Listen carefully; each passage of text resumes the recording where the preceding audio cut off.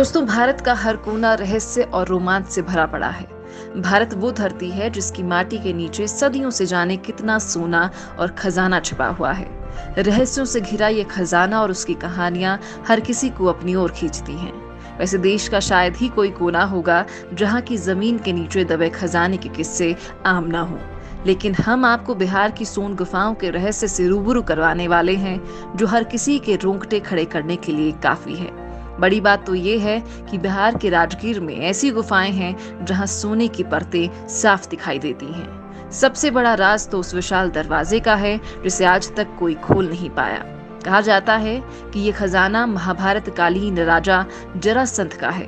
वहीं कुछ लोग इसे मगध साम्राज्य के राजा बिंबिसार का भी मानते हैं। तो बताते हैं बिहार की रहस्यमयी सोन गुफाओं और उनमें दफन खजाने का राज। केवल सम्राट बिंबिसार जानते थे राज। बिहार के राजगीर में विभारगिरी पर्वत की तलहटी में कुछ गुफाएं हैं जिसकी दीवारों पर ही सोना मड़ा हुआ है। इतिहास में दर्ज है कि चंद्रगुप्त मौर्य के शासन से भी सैकड़ों साल पहले 558 ईसा पूर्व मगध के सम्राट बिंबिसार थे। राजगीर बिंबिसार के साम्राज्य की राजधानी थी, जहां उनका महल भी था। वो केवल 15 साल की उम्र में सम्राट बने और 52 साल की उम्र तक राज किया।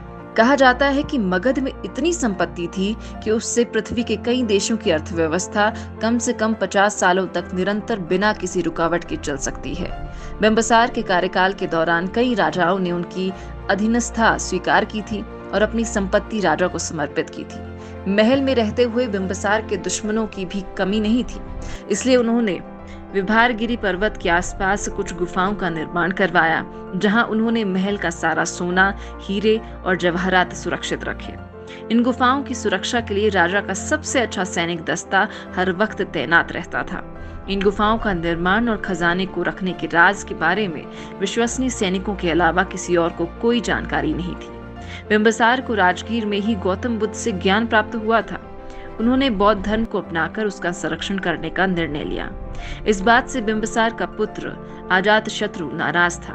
वो जल्द से जल्द राजा बनना चाहता था, साथ ही अपने पूर्वजों के खजाने का भी पता लगाना चाहता था। उनके अपने ही पिता को बंदी बनवा लिया और तब तक उन्हें भोजन नहीं दिया जब तक वे खजाने का पता नहीं बता देते। बिंबिसार ने आखिरी वक्त तक मुंह बंद रखा और एक दिन उनकी मृत्यु हो गई। कहा जाता है कि तब से यह खजाना एक राज ही बना हुआ है। खजाने का दरवाजा खोलने की विधि केवल बिंबिसार जानता था। कहा जाता है कि तब से लेकर आज तक कोई भी दरवाजे का पीछे का रहस्य नहीं जान पाया। जरासंध से भी जुड़ती हैं कड़ियां।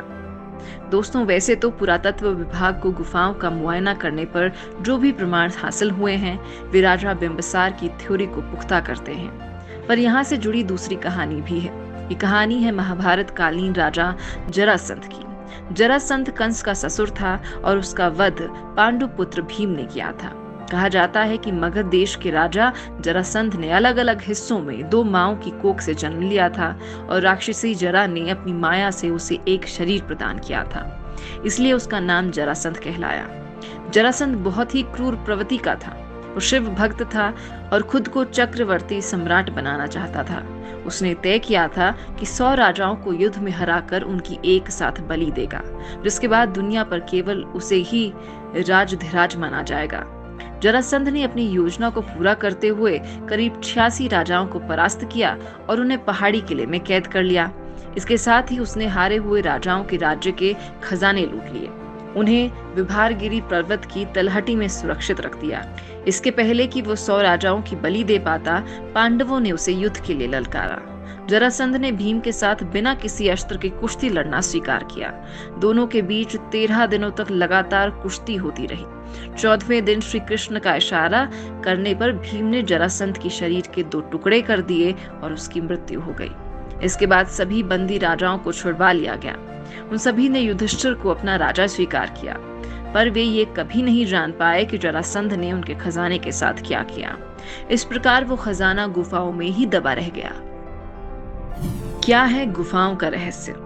दोस्तों, सोना छिपाने के लिए गुफाओं का निर्माण चाहे महाभारत काल में हुआ हो या फिर मौर्य काल में, लेकिन दिलचस्प है तो इन गुफाओं की बनावट। पुरातत्व विभाग के अनुसार इन गुफाओं को अलग अलग पत्थरों से नहीं बल्कि केवल एक चट्टान को काटकर बनाया गया है। यही कारण है कि इनमें कहीं कोई जोड़ नजर नहीं आता और इसलिए वे गुफाएं सदियों से संरक्षित हैं। गुफाओं में 2 बड़े कमरे बनवाए गए थे, एक सैनिकों के ठहरने के लिए और दूसरा खजाना रखने के लिए। खजाने वाले कमरे पर एक बड़ी चट्टान रखी हुई है जिसे आज तक कोई डिगा नहीं पाया। कहा जाता है कि इसी कमरे में सोना रखा हुआ है। जब अंग्रेजों को बिहार की इन गुफाओं के बारे में पता चला था तो उन्होंने बड़ी चट्टान पर तोप चलवाई थी, जिसके निशान आज भी बने हुए हैं। हालांकि उसका कोई असर नहीं हुआ। वैसे सोने की इन गुफाओं के कई और भी रहस्य हैं जिन्हें सुलझाना बाकी है। जैसे गुफाओं पर सोने नुमा पेंट किया गया है जो सदियों से सुरक्षित है। माना जाता है कि ये असली सोने की परत है। गुफा के कमरे में चट्टान पर शंख लिपि में कुछ लिखा है जिसे अब तक कोई समझ नहीं पाया। कहते हैं कि ये खजाने का दरवाजा खोलने का तरीका लिखा हुआ है। सोन भंडार की इस गुफा में जैन धर्म के अवशेष भी मिलते हैं। पास स्थित कुछ और गुफाओं में 6 जैन तीर्थकारों की मूर्तियां भी चट्टान में उकेरी गई हैं। इससे कयास लगाए जाते हैं कि उन गुफाओं का संरक्षण जैन अनुयायियों ने भी किया है। इन गुफाओं के बाहर भगवान विष्णु की प्रतिमा से अनुमान लगाया गया है कि कुछ काल तक गुफाओं का संरक्षण वैष्णव संप्रदाय के अधीन रहा। हालांकि भगवान की ये प्रतिमा अधूरी है।